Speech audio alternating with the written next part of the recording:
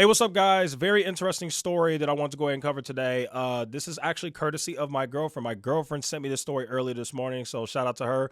And I definitely wanted to cover it, especially since it actually involves Chicago, which many of you all know is where I am from. So it turns out that 37 people who work for the Department of Human Services on behalf of the state of Illinois local government have been either fired or basically forced to resign after they got caught basically stealing tens of thousands of dollars in PPP loan fraud. That is right, folks. That means that these are government employees, by the way. That means that these government employees who work for the local Illinois government filled out an application fraudulently and lied on the application, therefore defrauding the government, even though they work for the government. Absolutely insane. And so now they are getting a little bit of disciplinary action. Let's go ahead and read a little bit of the story. It says right here, at Ludman Development Center in Park Forest. For those who don't know, Park Forest is like 40 minutes away from Chicago.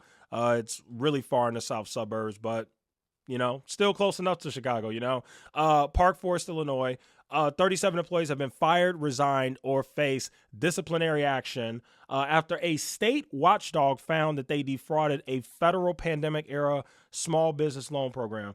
The employees who work at the state-run developmental center in South Suburban Cook County include 32 mental health technicians, about 6% frontline workers with that job, 3 residential services supervisors, 1 habilitation program coordinator, and a licensed practical nurse. So keep in mind, guys, we already know that the government is known for being short-staffed. So unfortunately, now that these 37 employees have essentially been fired or resigned, well, this developmental center that basically deals with people with mental issues or disabilities is now going to be short-staffed, which is going to create a whole other sort of problems. And the craziest thing is the reason why they're being short-staffed is because freaking majority of their employees are a bunch of criminals. They literally stole money from the federal government. That is a crazy thing to have to tell your boss, hey, by the way, we're short-staffed because our employees decided to be criminals, so we had to fire them. I mean, they stole money from us, essentially, like it's the government. I mean, it's crazy, So now it says a spokesperson for the Illinois Department of Human Services, the agency that runs the 383-bed residential center for people with intellectual and developmental disabilities, confirmed these additional details late last week. So this Department of Human Services agency that runs a facility with 383 beds, which means they clearly have hundreds of people that they are taking care of this facility, mostly with intellectual or development disabilities, will now be short-staffed. Absolutely incredible to be short-staffed for that reason. Now we could get into the details right here. It says right here, the employees facing discipline sought loans for small businesses outside of their state work, but those businesses may not have existed, or if they did, may not have earned the income they claim. The state workers who have faced disciplinary action to date received loans of at least $20,000. To receive that amount of money meant that they had to claim income in their second jobs of at least $100,000 on their PPP loan applications. Absolutely incredible. Then it says, while state employees are not prohibited from secondary employment, state policies require employees to disclose outside work to the agencies that employ them. Certain state workers, such as managers and people who are responsible for procurement and other financial dealings, must also file statements of economic interest with the Secretary of State's office, blah, blah, blah, blah, blah. Just absolutely incredible, And the unfortunate part, too, is, and we've talked about this before on this channel, you just have a bunch of dumb criminals in the world. I think one of the things that this whole PPP loan fraud scam stuff that happened, I think it exposed the amount of just dumb criminals you have. I mean, you know how unbelievably stupid you have to be to literally be working for the state government, the Illinois state government, and you literally defraud the federal government, and you think that the state government won't figure out the fact that you defrauded the government? Like, it's unbelievable how dumb these people were. Like, it really is. But, people really get greedy out here. And unfortunately, that's just kind of what you have. So now you got a situation where mental facility is going to be short-staffed. And, this isn't the first story either, by the way. You've had police officers, you've had other state employees in a different like agency in Illinois. I mean, it's just been absolutely insane. And shout out to Illinois, because Illinois is one of the only states I've seen where the state government has really been going after people, especially their own employees. Like, they are not messing around with Illinois. So shout out to them. The other article I want to show you guys, and this one will be pretty quick, but it wasn't just regular people who stole money from the federal government. It was also celebrities. So in a nutshell, I'm going to summarize this article. Shout out to Business Insider for putting out this piece. Post Malone, Chris Brown, Nickelback, and a bunch of other rappers made a collective $200 million in taxpayer money. They took $200 million collectively in taxpayer money. Keep in mind, these guys are all multimillionaires. I mean, Chris Brown has like a net worth of like $100 million.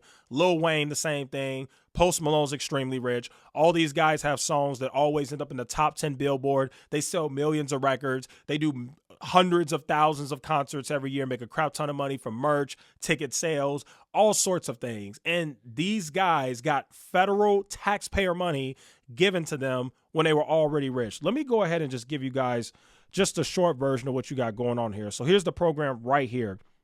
It is called the Shuttered Venue Operators Grant. This was a lifeline for live entertainment businesses. What you had during the pandemic, and a lot of people don't know this, the music industry or entertainment industry doesn't just consist of the biggest names in the industry. Those are just the high earners. But even in the neighborhood here in Chicago where I live, there are so many local music venues, the House of Blues, the Chicago Laugh Factory. You know, you've got different operas and plays and ballet centers and stuff like that where people pay tickets to go to. They don't have any famous people there. Those are just local shows that they do in the city of Chicago that people go to. That is who this Shuttered Venue Operators Grant money was supposed to go to. Not multi-millionaire, $1 million, living in Calabasas in the hills of California rappers. It's absolutely insane. So you could kind of read a little bit of the article. It says right here, later that year, a corporation controlled by Post Malone successfully applied for a $10 million grant from a taxpayer-funded federal program intended to provide emergency assistance to help struggling arts group recover from the pandemic. When you think of these opera centers and plays and ballet centers and all these different things that I kind of just talked about, well, when you have a stay-at-home order, which is what happened in Illinois. We had a stay-at-home order for months. People literally cannot go anywhere except to the grocery store or to a restaurant. That is literally all you could do. And you can only go through the drive-thru. So that could significantly hurt these businesses and cause them to shut down unless they get some type of government lifeline. It makes perfect sense. I think of places like the Chicago Laugh Factory. You know, how are they going to survive if they can't get butts in those seats? That is literally how they make money. Every weekend, they sell a crap ton of tickets to people who want to come there and get a nice laugh. That's who that money was intended to go to. Instead, it went to Chris Brown and Lil Wayne and Tom Brady and Kanye West. And it's just absolutely unbelievable the amount of fraud that we saw. You can kind of see right here in this part right here, the article. Chris Brown got $10 million. Lil Wayne got $8.9 million. Keep in mind, Chris Brown and Lil Wayne are, I told you, they're like mega rich. Like they could like buy a plane if they wanted to. They're so rich. 90s rock stars, the Smashing Pumpkins got $8.6 million. Nickelback, yes, Nickelback received $2 million. The reason why Nickelback is so shocking here and why they emphasize that in the article is because Nickelback is from Canada. They're Canadian. How the heck did you get U.S. taxpayer federal funds and you're in freaking Canada? Like it is unbelievable. And the last thing I want to say is, you know, I really do blame the government here. I don't just want to blame the criminals. It really is the government's fault, in my opinion, for not putting certain safety measures in effect that would stop these people from being able to take advantage of these programs. I mean, I don't know what the government was thinking, but I guess their thinking was, oh, nobody's going to defraud us. And even if they do, we're going to catch them later on. Well, turns out not really working out too well, especially given the fact that you now have multi-million-dollar celebrities who took advantage of that. And if the government goes after these celebrities, well, they have gigantic corporate lawyers who are really good at their job that are going to do a very good job defending them. So unfortunately, it's very unlikely that these celebrities are going to get caught. But man, I'm telling you, 2021, oh my God, they have another list of all the celebrities that got money. So Usher got money. Becky G got money. Slipknot got money. Vampire Weekend got money. Some of these people I've never even heard of, but Common, the rapper, got money. Steve Aoki got money. It's just absolutely unbelievable the amount of scams and fraud and just buffoonery that we saw during the pandemic. But that's why I'm bringing this stuff to light, because we have to talk about this, and we've got to put pressure on our government, not only to go after these people and make them serve some type of prison time, pay a fine, something, get them in some type of legal trouble for what they did. But we need to make sure that next time the government does this, because trust me, it'll happen again, that they never in their life make it so easy to defraud them ever again. Because at the end of the day, that is your money that they're stealing. That is my money that they're stealing. We all pay taxes every year, and the government did a terrible job of protecting our taxpayer money. I mean, it's just so unbelievable how they just allowed this to happen. But anyway, that's what you got.